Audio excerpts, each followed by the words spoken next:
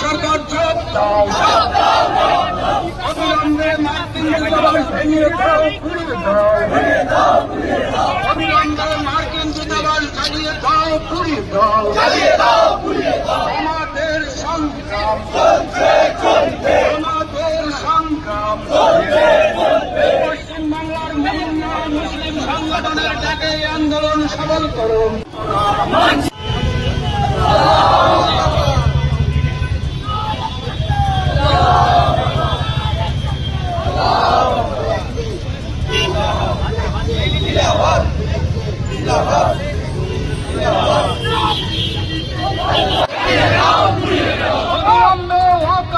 মানছি না, মানব না, মানছি না, মানব না, সরকারের মানছি না, মানব না,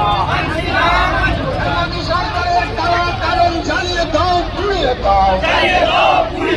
নরেন্দ্র মোদী দিল্লি থেকে দূর হতো,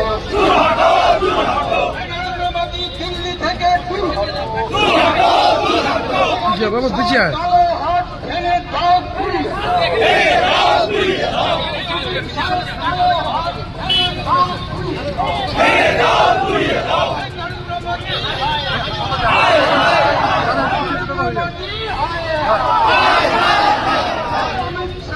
अरे बाबू पीछे आना।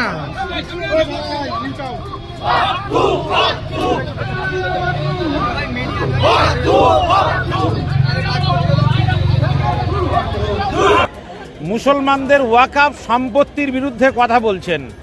আমরা মনে করি নরেন্দ্র মোদী সরকারের এই অমিত শাহ এবং কিরণ রিজিজু এদের বিরুদ্ধে আইনি কারওয়াই হওয়া দরকার, আইনি ব্যবস্থা নেওয়া দরকার। কেননা আইনসভাকে লঙ্ঘন করছেন, ধর্মনিরপেক্ষ সংবিধানকে তারা অবজ্ঞা করছেন। আমরা নরেন্দ্র মোদীদের জানাতে চাই, তিনি বলছেন যে সবকে লিয়ে সবকে বিশ্বাস, তো মুসলমানদের যে বিশ্বাস তার প্রতি নরেন্দ্র মোদীদের কেন এত নাফরাত, কেন এত ঘৃণা?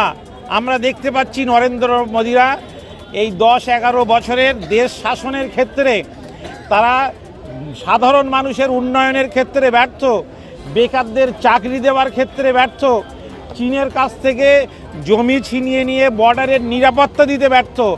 নরেন্দ্র মোদী আরএসএসের সরকার তারা একমাত্র সফল হচ্ছে যে তারা নাফরাত ফেলানো, তারা ঘৃণার পরিবেশ তৈরি করা, সাম্প্রদায়িক মেরুকরণ তৈরি করা এবং হিন্দু মুসলমান ভাগ করে কেবলমাত্র মুসলমানদেরকে টার্গেট করে এই দেশে তারা ক্ষমতায় থাকতে চাইছে।